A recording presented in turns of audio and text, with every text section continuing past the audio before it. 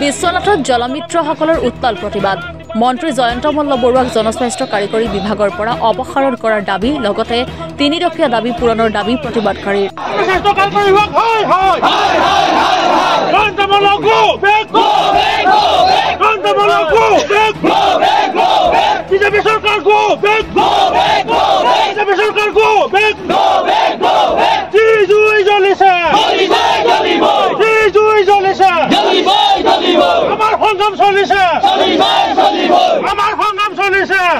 বিশ্বনাথৰ জনস্বাস্থ্য কাৰিকৰী বিভাগৰ কাৰ্যালয়ৰ সন্মুখত জলমিত্ৰসকলৰ উত্তাল প্ৰতিবাদ উল্লেখ্য যে যোৱাকালি বিশ্বনাথৰ সাধাৰণ জনস্বাস্থ্য বিভাগৰ সঞ্জীৱ কৰ্মী নামৰ 30 বছৰীয়া অস্থায়ী কৰ্মচাৰী তথা জলমিত্ৰই ডিঙিত চিপ লৈ চৰম সিদ্ধান্ত গ্ৰহণ কৰিছিল অভিযোগ উত্থাপন হৈছিল যে অস্থায়ী কৰ্মচাৰীগৰাকীয়ে বিভাগৰ পৰা প্ৰাপ্য মজুৰি নোপোৱাৰ বাবে এনে চৰম সিদ্ধান্ত লোৱা বুলি অভিযোগ উত্থাপন হৈছে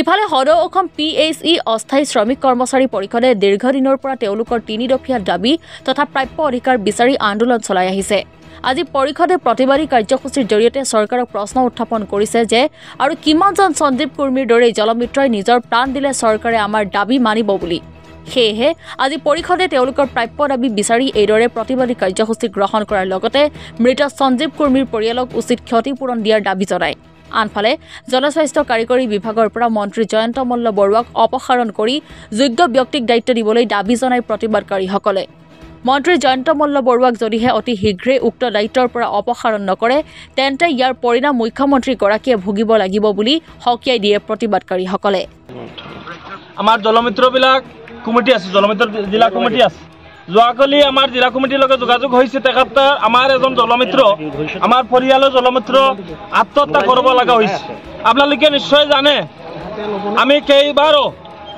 আমি বছৰ বছৰ ধৰি ধাৰাবাহিকভাৱে আন্দোলন কৰি গৈছিলোঁ আৰু সভা সমিতি কৰি গৈছিলোঁ মন্ত্ৰী ডাঙৰীয়া আৰু মুখ্যমন্ত্ৰী আধিকাৰিক আৰু মিছন ডিৰেক্টৰ জল জীৱন মিছন ডিৰেক্টৰ কৈলাশ কাত্ৰী ডাঙৰীয়া যোৱা কেইদিনমান আগতে আলোচনা হৈছিল টেবুল মিটিং হৈছিল আৰু চিফ স্পেচিয়েল সেক্ৰেটাৰী আমাৰ আব্বাসী ছাৰ গভৰ্ণমেণ্টৰ স্পেচিয়েল সেক্ৰেটাৰী আব্বাসী ছাৰ ডাঙৰীয়াৰ লগত আমাৰ আলোচনা হৈছিল আমাৰ মূল দাবীখিনি আছিল জলমিত্ৰবিলাক পানী যোগান আঁচনিত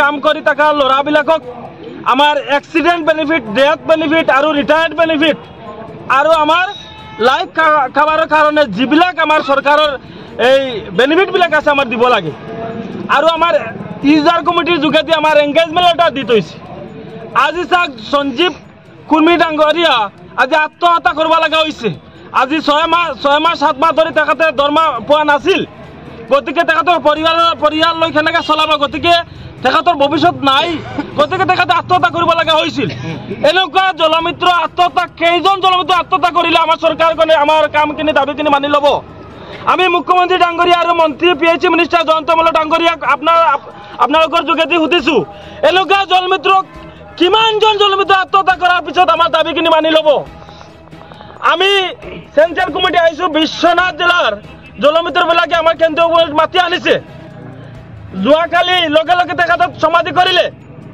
আমি সঞ্জীৱ কৰ্মীৰ দায়ভাৰ চৰকাৰ আৰু PHE বিভাগে যদি দায়ভাৰ নলয় তেতিয়ালৈকে আমি আন্দোলন চলাই যাম আজিৰ পৰা কৰ্মবিৰতি আন্দোলন আমি ঘোষণা দি থৈছোঁ কৰ্মবিৰতি আন্দোলন কিয় কাৰণে ঘোষণা দিছোঁ আমি সঞ্জীৱ কৰ্মী ডাঙৰীয়া আত্মহত্যা কৰিছে তাৰ কাৰণে আজি জলমিত্ৰ আমাৰ এজন জলমিত্ৰ নাই তেখেতৰ পৰিয়ালৰ দায়িত্ব কোনে ল'ব আমাৰ ডিভিজন ইঞ্জিনিয়াৰ ল'ব পাৰিব নি আমাৰ যেতিয়া আন্দোলন কৰাৰ লগে লগে আমাৰ ডিভিজন ইঞ্জিনিয়াৰবিলাকে আমাৰ এছঅ'বিলাকে কৈ থাকে যে আমি ইউজাৰ কমিটিৰ মানুহ আপোনালোকে নিশ্চয় জানে পানী যোগান আঁচনিৰ আণ্ডাৰত এটা ইউজাৰ কমিটি থাকে সেই ইউজাৰ কমিটি খাতা কলমে লিপিবদ্ধ থাকে কিন্তু কামত নাই আজি সঞ্জীৱ কৰ্মীৰ দায়ভাৰ এই ইউজাৰ কমিটিৰ প্ৰেচিডেণ্ট ছেক্ৰেটাৰী ল'ব পাৰিব নি আমি কেন্দ্ৰীয় committee PHE all Assam PHE অস্থায়ী কৰ্মচাৰী পৰিষদে আমাৰ ইউজাৰ কমিটি যদি দায়ভাৰ লয় তেতিয়াহ'লে ঠিকে আছে যদি দায়ভাৰ ইউজাৰ কমিটি নলয় আমি আইনৰ ওচৰত ইউজাৰ কমিটিৰ এই পানী যোগান সাধাৰণ পানী যোগান আঁচনিৰ ইউজাৰ কমিটিৰ ওপৰত আমি কেন্দ্ৰীয় কমিটি হাইকোৰ্ট কেছ কৰিম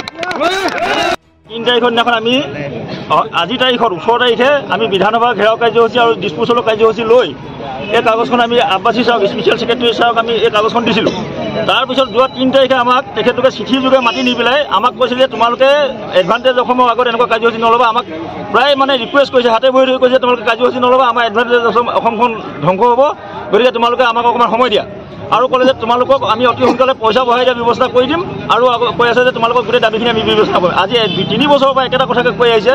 সেই মিছলীয়া কৈলাশ কাৰ্তিক ডাঙৰীয়াই আমাৰ MD ছাৰে প্ৰতিবাৰতে আমাক মিছা কথা কৈ আছে। আমাক 6 মাহৰ পিছত দৰমহা বঢ়াম বুলি কোৱাৰ পিছত আজি 3 বছৰ হ'ল পইচা বঢ়োৱা নাই।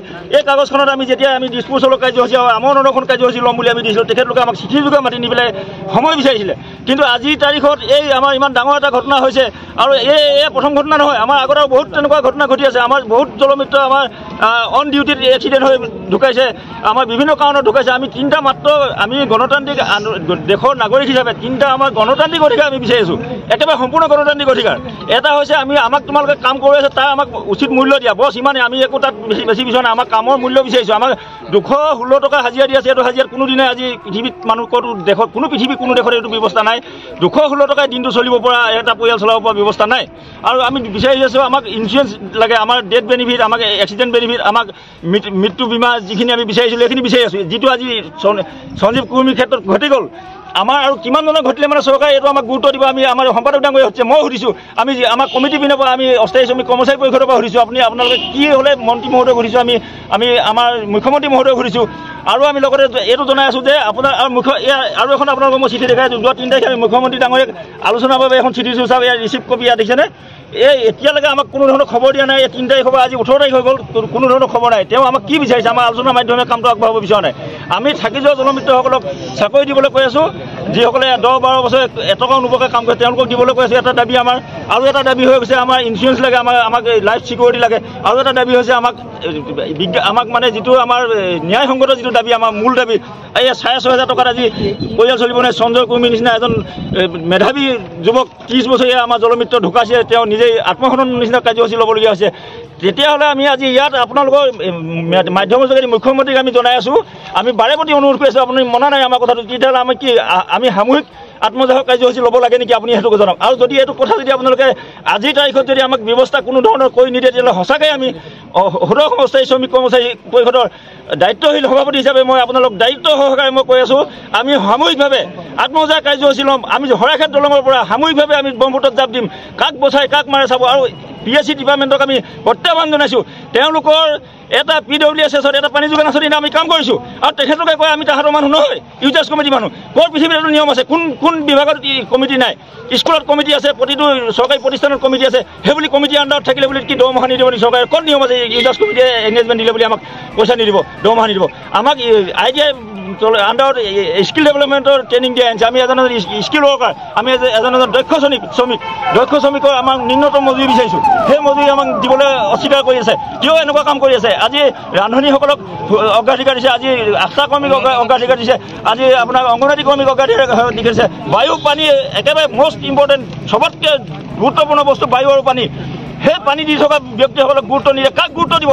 অসম চৰকাৰে কি বিচাৰিছে? আৰু মই বাৰে বাৰে কৈ আছোঁ, অসম চৰকাৰে যে হৰ ঘৰ জল প্ৰধানমন্ত্ৰীৰ যি সপোনৰ আঁচনি, সেইখনে প্ৰধানমন্ত্ৰীৰ ভৰিত কুঠাৰ মাৰি আছে। তেখেতলোকে প্ৰধানমন্ত্ৰীৰ সপোনৰ আঁচনি ধ্বংস কৰিব। হৰ ঘৰ জল হৰ ঘৰ নল, আপোনালোকে মন্ত্ৰটো বুজি লওক। হৰ ঘৰ জল হৰ ঘৰ নল, কোনো পলিটিকেল পাৰ্টি হৰ ঘৰ নাথাকে, কিন্তু জলমিত্ৰ হৰ ঘৰৰ লগত কানেকশ্যন আছে প্ৰতি ঘৰ মানুহৰ লগত। আমি ইয়াৰ পৰা সকীয়াই দিছোঁ, ভৱিষ্যতে যদি এনেকুৱা আৰু ঘটনা ঘটিবলৈ হয়, তেতিয়াহ'লে হৰ ঘৰ নলে আপোনালোকক কেনেকুৱাকৈ ডুবাব। মৰমৰ মুখ্যমন্ত্ৰীজনক মই ইয়াৰ পৰা কাটৰে অনুৰোধ জনাইছোঁ, এই কৈলাশ কাৰ্তিকক আমাৰ এই অসমৰ পৰা বহিষ্কাৰ কৰক, আৰু বিভাগৰ আমাৰ যি জয়ন্ত মল্ল বৰুৱা মন্ত্ৰী, তেখেতক অতি সোনকালে ছাঁটাই কৰক। তাত আমাক এজন দক্ষ মন্ত্ৰী প্ৰদান কৰক। আপুনি যিজন মন্ত্ৰীয়ে আমাক কাম কৰি দিব, এই অদক্ষ মন্ত্ৰীজনক খেদক। আৰু এখেতক যদি আপুনি ৰাখিবলৈ হয়, তেতিয়াহ'লে মনত ৰাখিব আপোনাৰ চৰকাৰ অহা চেতনত ডুবিব। আপুনি মুখ্যমন্ত্ৰী এখনত থাকিবলৈ নাপাব এইজন অকমান্য মন্ত্ৰীৰ কাৰণে। য'ত ত'ত যি কথা কৈ থাকে, আমাক ছাঁটাই কৰিব। এদিন কৈ আছে বোলে আপোনাৰ নলবাৰী ডিষ্ট্ৰিক্টৰ বোলে জলমিত হয়। আপোনাক মই প্ৰত্যাহ্বান জনাই কৈ আছোঁ, মোৰ গুড ভিডিঅ' ফুটেজ আছে, আপুনি আহক চাই লওক কিমানজন আপোনাৰ নলবাৰী ডিষ্ট্ৰিক্টৰ মানুহ আহিছে, মই দেখুৱাম, আপুনি চাই লওক। মোৰ ইয়াত মই দেখুওৱা নাই কিছুমান কথাত। মুখ্যমন্ত্ৰীজন আমাৰ প্ৰিয় মুখ্যমন্ত্ৰী, অসমখন অগ্ৰগতিৰ দিশত গৈ আছে, আমি ভাল পাইছোঁ। আমাৰ ষ্টেবল চৰকাৰ চলি আছে, সেইকাৰণে আমি হাইকোৰ্টমুখী হোৱা নাই। আমি মানৱ অধিকাৰ আয়োগত আমি কৈ আছিলোঁ, আজি জিকিম। আমি আইন বিশেষজ্ঞৰ লগত কথা পাতি থৈছোঁ। আমাৰ যি দাবী ন্যায্য দাবী, আমাৰ যি দাবী আমাৰ সংবিধান প্ৰদত্ত দাবী, আমি যি কৰ্ম কৰিছোঁ তাৰ আমাক মূল্য লাগে, আমি সেইটো দাবী কৰি আছোঁ। আমাৰ জীৱনটো আমাৰ বিপদত পৰি আছে, আমি 60 ফুট ওপৰত আমি উঠি পেলাই কাম কৰিব লাগে। আমি সৰস্বতী ভল্টেজটো ধৰি পেলাই কাম কৰিব লাগে। আমি প্ৰতিবাৰতে আমি বিপদত পৰি আছোঁ। আমাৰ বহুত শ্বৰ্ট চাৰ্কিট হৈ মানুহ ঢুকাইছে। মই নিজে 2018 শ্বৰ্ট চাৰ্কিট হৈ 15 দিন মেডিকেল পৰি থাকিলোঁ। না কোনো ধৰণৰ এটকা তাত সাহায্য আছে না কিবা আছে। আজি তাৰিখলৈকে একো ব্যৱস্থা নকৰিলে। DC পৰ্যন্ত জনাইছোঁ, মুখ্যমন্ত্ৰীলৈকে জনাইছোঁ। গতিকে এনেকুৱা ধৰণৰ যদি হৈ থাকে, কালিলৈ মই আজি সঞ্জয় কুৰ্মী মৰিলে, কালিলৈ মই মৰিম, আৰু কতজনে মৰিব ঠিকনা নাই। গতিকে আমি এজন এজনকৈ মৰাতকৈ সামূহিকভাৱে সকলোৱে একেলগে পাণ্ডু দলঙৰ পৰা শৰাইঘাট দলঙৰ পৰা আমি একেলগে আত্মসহায়ক কাৰ্যসূচী ল'ম। আৰু যদি আজি যদি আমাৰ একো ব্যৱস্থা ঘোষণা নকৰে, তেতিয়াহ'লে আমি এই কাৰ্যালয় আমি এৰি নিদিওঁ। আমাক আজি আমাৰ MD মহোদয়ক জনাই নে, চিফ ছেক্ৰেটাৰীক জনাই নে, চিফ মিনিষ্টাৰক জনাই, তেওঁ আমাক এই ফোনৰ যোগেদি কথা পাতি আমাক আজি কথা দিব লাগিব।